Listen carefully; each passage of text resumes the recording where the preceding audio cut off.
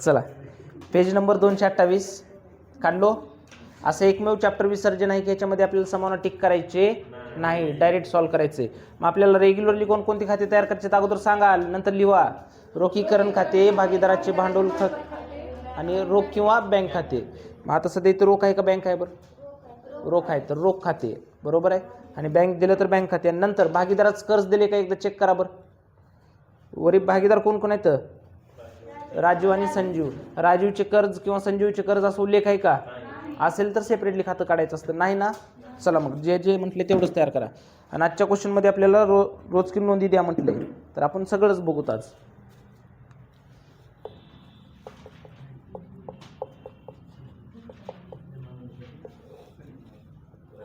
रोखीकरण खाते जरा मोठं तयार करत चला बरं का नेहमी. पाऊण पेज तर तयार करा आणि खाली एक 5-6 ओळींमध्ये भांडवल खाते बसतं. जास्त भांडवल खात्याला गरज नाही आपल्याला.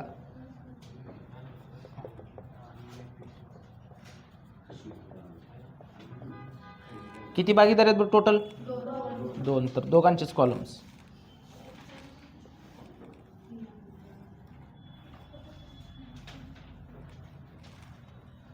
कोण कोण आहेत? राजा आणि संजय.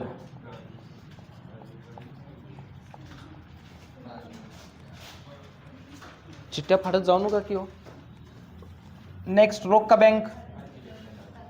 कोणतं खातं आहे? रोख. रोख खाते. चला पट शिका.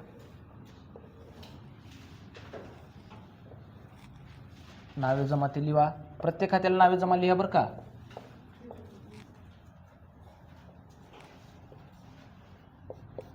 राजीव संजीव नावे जमा. नावे जमा. बा अगोदर कोणती बाजू ट्रान्सफर करायची आपल्याला? संपत्ती बाजू. कोणती?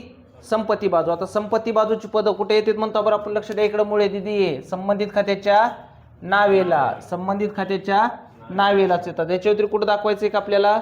नाही. मग कसं बरं आपण रोख किंवा बँक शिल्लक आणि नफा तोटा सोडून बाकी सगळीच पदं जशी असतात सर्व रोखीकरणच्या नावेला आहे त्या किमतीने दाखवायचे म्हणतो. मग सध्या नफा तोटा दिले का तिथं?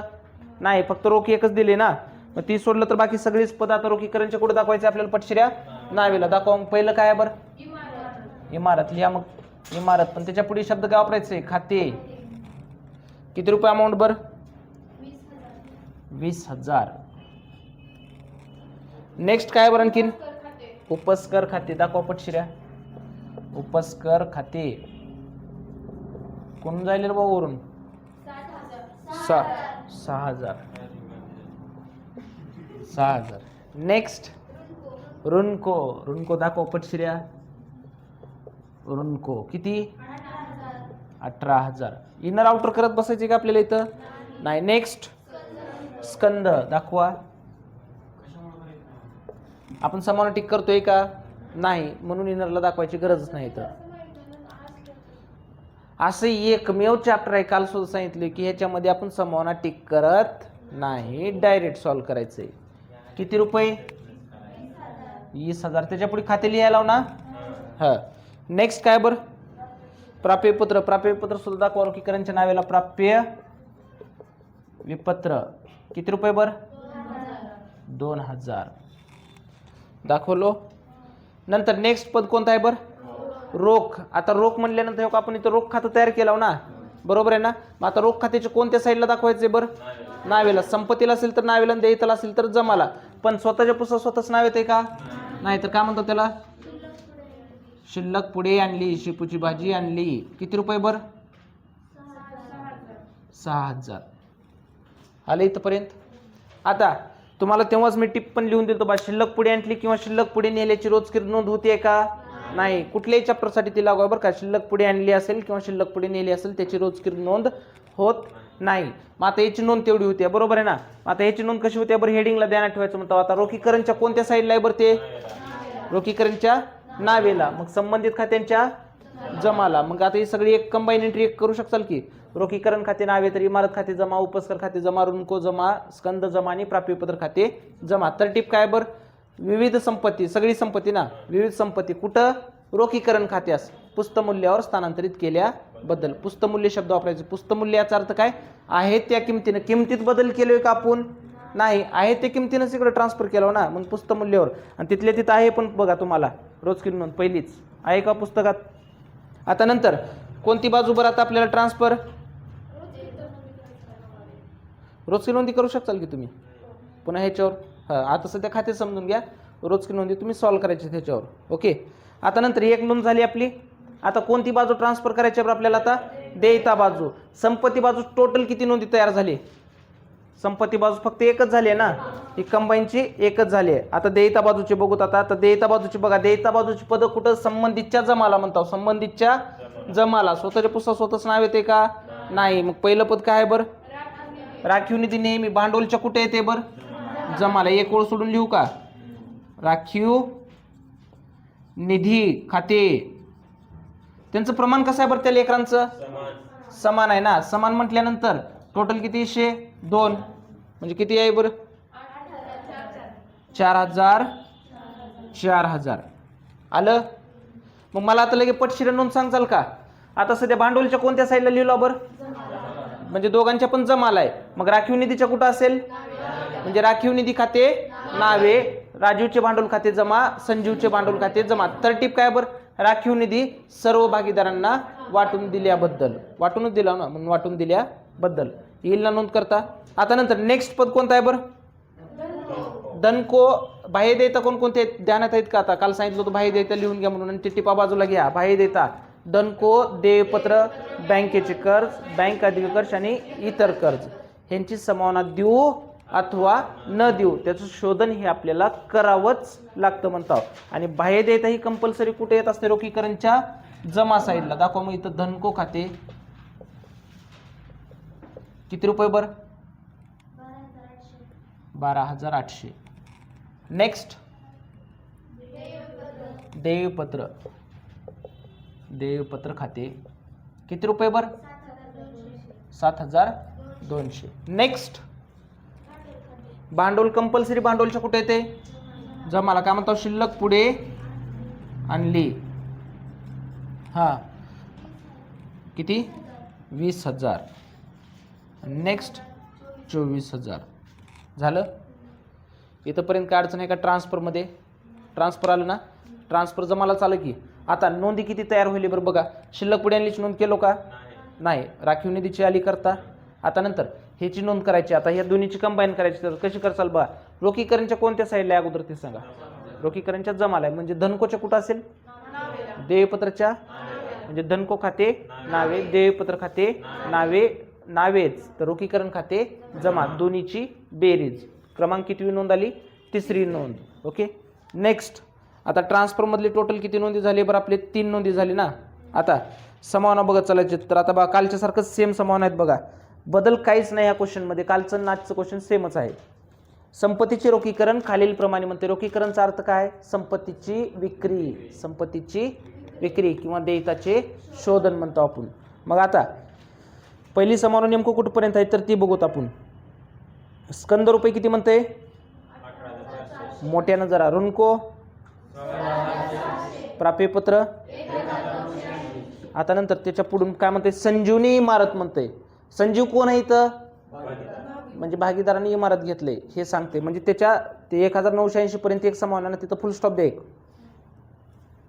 तिथपर्यंत एक समावना आपल्याला 1980 पर्यंत. बरोबर आहे. पुन्हा संजीवने काय घेतले? इमारत. आणि राजीवने काय घेतले? उपस्कर. दोघांनी पण देयता घेतलेत का संपत्ती घेतलेत बरं? संपत्ती घेतलेत. ही एक समावना झाली. पुन्हा नंतर त्याच्या पुढे रोखीकरण खर्च 600 झाला. ती एक समावना आहे आपल्याला. म्हणजे टोटल किती समावना दिलेत बरं इथं? 3 समावना आहेत. मग आता एक एक बघत चालायचं. आता तर बघा आता पहिलं काय म्हणते? संपत्तीचे रोखीकरण खालीलप्रमाणे. मग कशा कशाचं मला इथं सांगा बरं अगोदर. पहिलं कशाचं? स्कंद किती रुपये? 18,400. ओके. नेक्स्ट ऋणको 16,000. नेक्स्ट देय का प्राप्य? प्राप्यपत्र किती? 1,980. आणखीन कोणतं आहे का? नाही. मग आता हे तिन्हीचं रोखीकरण म्हणते ना. रोखीकरण टोटल किती रुपये होईल बघा बरं ह्या सगळ्याची बेरीज. 0, 8, 10, 19ला 9 परत हातचा 1, 6 7 8 8 8 16ला 6 चा 1 3 36,980 येते ना. किती? 36,980 रुपयाला काय झाले म्हणते रोखीकरण. रोखीकरण माहीत नसेल तर वर लिहून ठेवा ज्यांना माहीत नाही ते. रोखीकरण डॅश, रोखीकरण डॅश संपत्तीची विक्री ऑब्लिक देयताचे शोधन. आता ज्यांना माहित नाही याचा अर्थ ते नव्हतेच काल. मिस्टर भांगे सुद्धा नव्हता मग, आहे की नाही? आहे का मिस्टर भांगे? हां, संपत्तीची विक्री ऑब्लिक देयताचे शोधन. मग आता सध्या स्कंद आपली देयत आहे का संपत्ती आहे सांगा मला? ऋणको प्राप्यपत्र. आज आपण काय करायला आपला व्यवसाय बंद करतोय. मग बंद करते वेळेस ही संपत्ती ठेवून घेणार आहोत आपण? नाही. संपत्तीचं काय करायचं? विक्री करायचं, म्हणजे रोखीकरण करायचं. आलं लक्षात? इथं विक्री करा शब्द वापरत नाही आपल्याला, तर शब्द काय देते? रोखीकरण म्हणते. आपण समजून जायचं त्याचा अर्थ काय होईल? विक्री होईल. मग आता विक्री टोटल किती रुपयाची करायला बरं आपण? मोठ्यानं जरा. गुड. मग आता 36,980 ची विक्री केल्यास पैसा आपल्याकडे येतं का आपल्याजवळून पैसा जाते? बरं, सामान बी गेलं, पैसा बी गेलं, बसा बोंबलत, आहे का? संपत्ती विकली, खुर्ची विकलो, खुर्ची गेली, पैसा काय झाला आपल्याकडे? आलं. ओके. संपत्ती विकल्यास आपल्याकडे काय होईल? पैसा येईले. येईले म्हणल्यानंतर आपलं काय असते? उत्पन्न. लक्ष द्या. त्यांना हा त्या अर्थी सांगू नका तुम्ही, त्या अर्थी सांगू नका तुम्ही, ते संसाराच्या हिशोबाने सांगू नका, व्यवसायाच्या विचारानं सांगा इथं मला. ओके बा. आता हे लग्नापर्यंत जाऊ नका रे, त्यांनी स्वप्नात जातील अजून लग्न म्हणल्यावर, कारण आजकाल नुसतं स्वप्नच बघायचे दिवस चालू आहेत. नाही, त्यांनी मुलं स्वप्न बघालेत, मला माहित आहे. मुलं कोणते स्वप्न बघाले तर आपलं काय होत नाही. आपण महाराज बनायचे, संन्यास बनायचे, आणि कसला महाराज बनायचे त्याचे स्वप्न बघाले तर. पण मुली कसलं भेटते ते स्वप्न चालूच आहे. तेवढे भेटत नाही का? जसं म्हणलं बा त्याचे उलट होते बघा. मी जे बोलतो ते खरं होते, ध्यानात ठेवा. चला बघा, संपत्तीची विक्री केलो. थोडं लक्ष दे. संपत्तीची विक्री केल्यास आपल्याकडे काय आले? पैसा येले. आपल्याकडे काय आले? पैसा येले. मग येल्यानंतर आपलं काय असते? उत्पन्न. काय असते आपलं? उत्पन्न. आणि उत्पन्न म्हणलं की आपण खर्च म्हणले की रोखीकरणच्या नावेला, आणि उत्पन्न म्हटलं की जमाला म्हणतो. मग आता सध्या आपल्याकडे पैसा येले ना, म्हणजे उत्पन्न आहे. उत्पन्न तर रोखीकरणच्या कुठे लिहू बरं मी आता? जमा बाजू. मग पैसा येले ना, पैशाला दुसरा शब्द काय वापरतो आपण इथं? रोख. लिहा मग इथं रोख खाते. किती रुपये येले बरं टोटल? 36,980 लिहिलो. 36,980. मग आता समावेश नेहमी किती इफेक्ट होतात बरं? दोन इफेक्ट होतात. सध्या आपण सिंगल एकच इफेक्ट दाखवलो ना. मग आता रोखीकरणच्या कुठे दाखवला बरं तुम्ही? जमाला. मग ही रोख कुठून आली हे आपल्याला पण लक्षात यावं लागते ना, किंवा एक्झामिनरला तपासते वेळेस सुद्धा त्याला सुद्धा लक्षात यावं लागते. तर त्यासाठी ते इनरला लिहा कुठून आलं तर. ती पहिलं स्कंदाचे किती रुपये बरं? 18,400. नंतर नेक्स्ट कशाचे आलेत बरं? नुसतं ऋणको किती रुपये? 16,600. नंतर नेक्स्ट प्राप्यपत्र. प्राप्यपत्राचे किती रुपये आले? ते 1,980. म्हणजे असं टोटल किती आले? 36,980 आउटरला आले. ओके. आता ह्याचा दुसरा इफेक्ट आता तुम्ही सांगताल, इफेक्ट सांगू शकताल की एकाच्या नावेला तर दुसऱ्याच्या जमाला असते. एवढं क्लिअर आहे ना? मग आता रोखीकरणच्या कुठं आले बरं? ते काय लिहू लाव? मग रोखच्या कुठं जाईल? मग काय लिहिचाल तिथं? रोख बी रोखचंच नाव घेते का? नाही, रोखीकरण खाते. लक्ष द्या, रिपीट करतोय. सध्या इथं दोन खात्यांचाच उल्लेख चालले आपलं, बरोबर आहे ना, एकमेकाच्या अपोजिट. रोखीकरणनं जर समजा रोखचं नाव घेतलं तर रोख कुणाचं नाव घेते? रोखीकरणचं. रोखीकरणनं जर समजा भांडवलचं नाव घेतलं, कुणाचं? भांडवलचं. तर भांडवल कुणाचं नाव घेईल? रोखीकरणचं नाव घेते. जर समजा भांडवलनं जर रोखचं नाव घेतलं तर रोख कुणाचं नाव घेईल? आणि जर समजा रोखनं जर भांडवलचं नाव घेतलं तर भांडवल कुणाचं घेईल? रोखचं. लक्षात राहील की? ओके. आता रिपीट एकदा करतोय बघा बरं. आता रोखीकरणच्या कुठं आले बरं? ते रोखीकरणच्या काय लिहू लाव? काय? मग रोखच्या कुठं जाईल आता? काय लिहिचाल? गुड. लिहा रोखीकरण खाते. रोखीकरण खाते किती रुपये बर? 36,980. मग हे रोखीकरण कशामुळे आले तर कंसात लिहिचाल की काय लिहिचाल? संपत्तीची विक्री. संपत्तीची विक्री. आलं? आता तुम्ही नोंद बी सांगितलं बा, रोज की नोंद तुम्हीच सांगितलं. कसं म्हणलात बा? रोखी, हा, रोखीकरणच्या कुठं आलं ते? जमाला. बरोबर आहे. रोखीकरणच्या कुठं आहे? जमाला. तर रोखच्या कुठं आहे? नावेला आहे. म्हणजे रोख खाते नावे, रोखीकरण खाते जमा. रोख खाते नावे, रोखीकरण खाते जमा. कारण सांगते वेळेस आपण काय लिहिते वेळेस काय लिहायचं? अगोदर नावे लिहितो ना आपण. म्हणजे रोखीकरण रोख खाते नावे, रोखीकरण खाते जमा. तरटीप काय बरं? संपत्तीची विक्री केल्याबद्दल. आलं इथपर्यंत? आता नेक्स्ट संभावना बघा बरं. आता त्याच्या पुढली हे झालं की इथपर्यंत? संजीव का संजीवनीनं? संजीवनी का? अच्छा. संजीवनी इमारत किती रुपयाला म्हणते? आणि राजीवने उपस्कर वाचू का नग, वाचू का नग चालू आहे की नाही बा? मी चुकीच वाचलो का? संजीव, अरे संजीवनी याचा अर्थ आपली दिदी आहे रे. दिदीचं नाव घ्यायला काय हरकत आहे? मी त्या अर्थी विचार केला नाही, मी दिदी म्हणलो. संजीव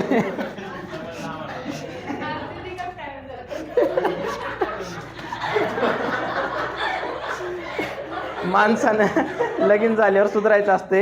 एकच बायको असते नशिबाला, बाकी सगळ्यांना दिदीच म्हणत चालावं लागत असते. नाहीतर घरी बी सुख भेटत नाही, बाहेर बी सुख भेटत नाही. असं असते बाबा. संजीवने काय ठेवून घेतले? काय ठेवून घेतले? इमारत. ओके. कितीला ठेवून घेतले बरं? 18,000ला. एकट्यानंच ठेवून घेतले का? नाही. आणखीन कोण ठेवून घेतले? राजीवनं. राजीवनं काय ठेवून घेतले बरं? उपस्कर. ही इमारत आणि उपस्कर दोन्ही पण देयता आहेत का संपत्ती आहेत? संपत्ती आहेत. आणि उपस्कर कितीला ठेवून घेतले बरं? 5,400. एक्झाम मध्ये इथे एक जमलिंग पडते बरं का, सांगतोय लक्ष द्या. आपल्याला ती प्रवेश निवृत्ती मृत्यूमध्ये एक सवय लागली आहे. संपत्तीमध्ये वाढ झाली घट झाली, फरक कुठं लिहायचं ते बघतो आपण. तर इथं फरक काढत बसायचं नाही, कारण आपण इथं समावना टिक करतोय का? नाही. मग समावना टिक करत नाव तर त्या पदांना पण बघत बसायचं का आपल्याला? नाही.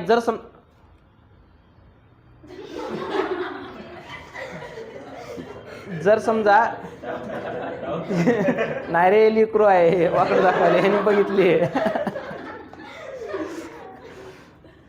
कुठपर्यंत समावना जर समजा टिक करत नाव आपण, याचा अर्थ आपल्याला वरी सुद्धा लक्ष द्यायची गरज नाही. पण समावनीमध्ये जर समजा एखाद्या भागीदाराने उपस्कर ठेवून घेतलं, एवढं जर म्हटलं आपल्याला उपस्कर ठेवून घेतलं आणि तिथं किंमत जर दिली नसेल समावनीमध्ये, तर तेव्हा कोणती किंमत घ्यायची असेल तर आपल्याला जी मूळ किंमत आहे ती घ्यायची आहे. पण आता सध्या इथं दोन्हीची पण किमती दिलेत ना आपल्याला. दोघांनी पण काय ठेवून घेतले तर संपत्ती. दोघं पण कोण आहेत? भागीदार आहेत. आणि भागीदारांनी जर संपत्ती ठेवून घेतली तर भांडवलच्या कुठं म्हणतो आपण? नावेला. भांडवल जर संपत्ती ठेवून घेतली तर भांडवलच्या नावेला. बरोबर आहे ना? मग आता ठेवून घेतल्यानंतर भांडवलच्या नावेला काय शब्द वापरतो इथं? रोखीकरण खाते. फक्त सिंगल एक इफेक्ट ध्यानात ठेवायचं आपल्याला बरं का. रोखीकरण खाते. दोघांनी पण ठेवून घेतलेत, दोघांची पण लगेच सॉल्व्ह करू. राजीवनं काय ठेवून घेतले बरं? राजीवनं कितीला ठेवून घेतले? राजूच्या रकमेत किती येईल? 5,400. कंबाईनच करून टाकतोय बरं का आपण याचं. आणि लगेच संजीवनं काय ठेवून घेतले? इमारत. कितीला? 18,000ला. आलं? मग आता ह्याचा दुसरा इफेक्ट सांगचाल की मला आता? भांडवलच्या कुठं लिहिलाव तुम्ही? मोठ्यानं. भांडवलच्या काय लिहिलाव? मग रोखीकरणच्या काय लिहिचाल? भांडवल खाते. पण तिथे एकाचं भांडवल आहे का? नाही. दोघांचे पण लिहा. मग इथं पहिलं राजीवचे भांडवल खाते. राजीवचे भांडवल खाते किती रुपये बर? 5,400. आणि नेक्स्ट संजीवचे भांडवल खाते किती रुपये बर? 18,000.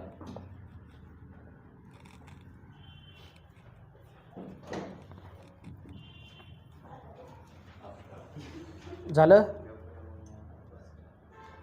गप रे बाबा, गप बाबा. अर्थाचा आनंद करून टाकशील, संसारात ही करून टाकशील माझ्या.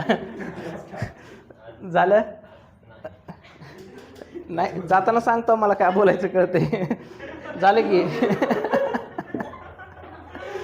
बा नोंद कशी तयार करतो बरं आता आपण? हो का, भांडवलच्या कुठं आहे?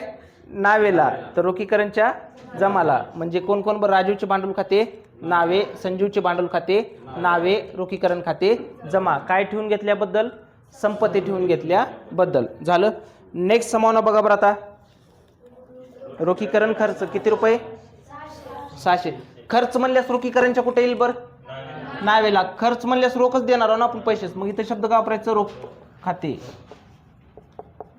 किती रुपये बरं? 600. कंसात काय लिहिचाल बरं? रोखीकरण खर्च लिहा. मग कंसात रोखीकरण खर्च.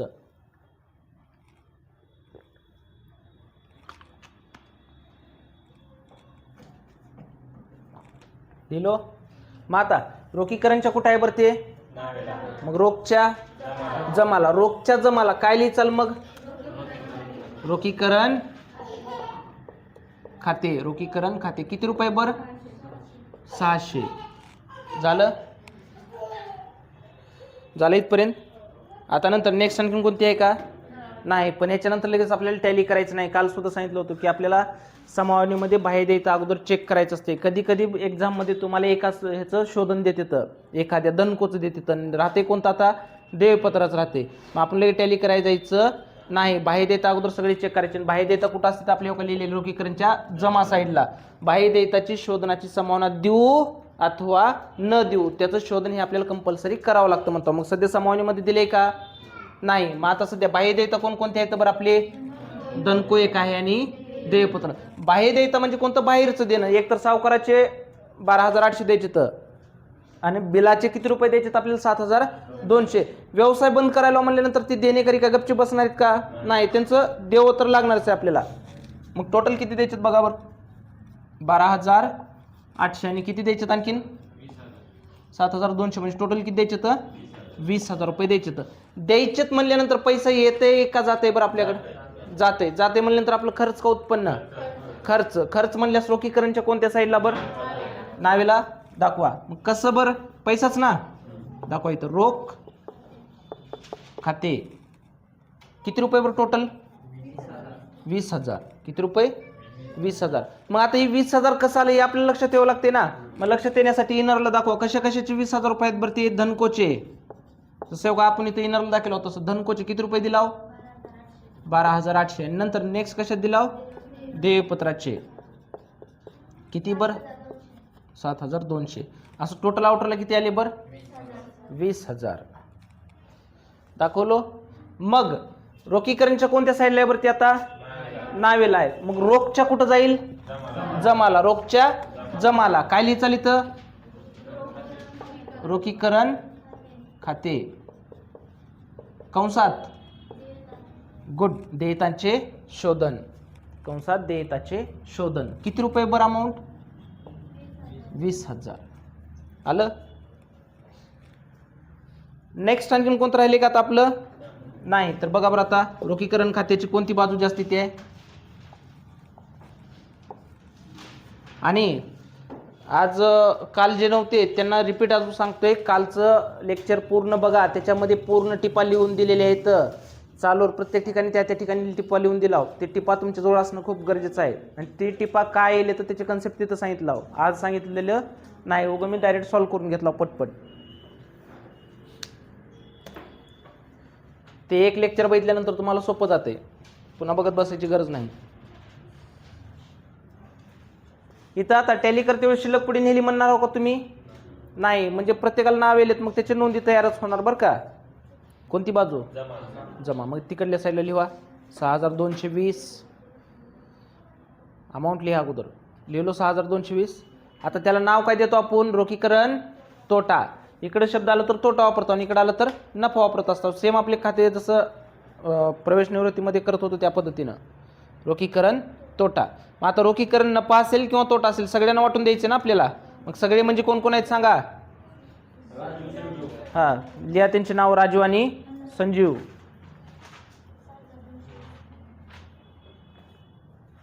लिहिलो. मग आता त्यांचं प्रमाण कसं आहे बरं? समान. मग आता निम्मे निम्मे करा.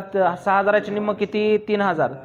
200चे निम्म 100 आणि 20चे निम्म 10 म्हणजे 3,110.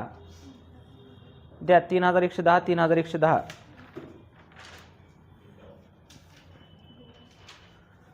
दिलो. मग आता रोखीकरणच्या कोणत्या साईडला आहे बरं ती आता? मग भांडवलच्या कुठे येईल मग? नावेला. दाखवा मग भांडवलच्या नावेला. मेंढेकर टॅली करायची पद्धत लक्षात राहील की? हां मिस्टर बांगे काय लिहितोस? राखीकरण. हां लिहू. रोखीकरण तोटा लिहि, नाही तर रोखीकरण खाते कंसात तोटा लिहि. मग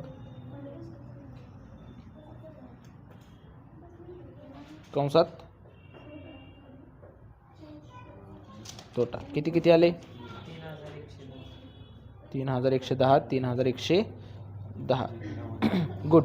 आता ह्यांचे खाते क्लोज करू शकतोस. आता पहिला आता राजूची कोणती बाजू जास्ती त्या बघ बर. जमाची ते ना दोघांची पण किती? ते 28,000 दोघांची पण. इकडं पण 28 इकडं पण 28, दोघांची पण 28 28 येईल ना. लिहा मग 28 28. आता तेच त्यांची मायनस करता येईल की. ह्याची किती बरं? 3110 आणि 5400 म्हणजे किती मायनस करायच्यात बघा बरं.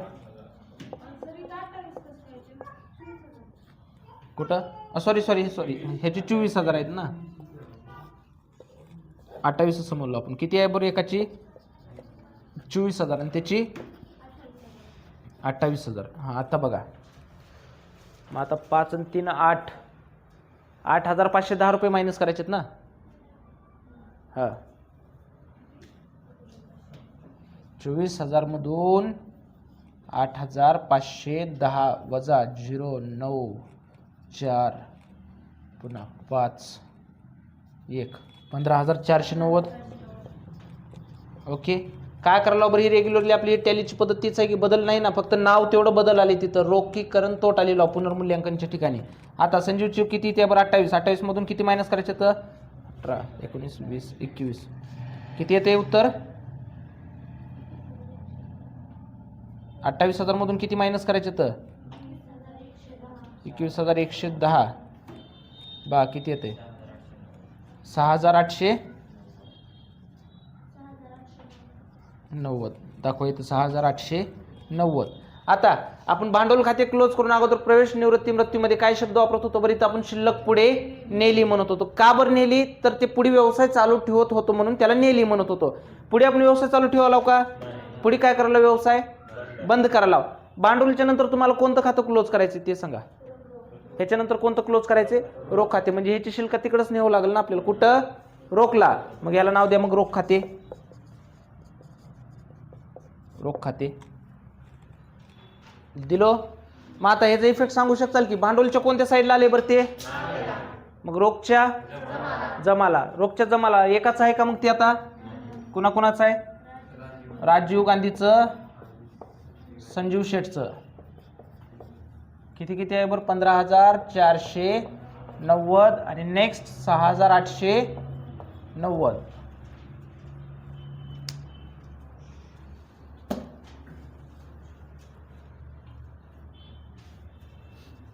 झालं. आता दोन्ही टॅली जर इक्वल आलं तर आपलं गणित आलं, नाही तर गणित चुकलं.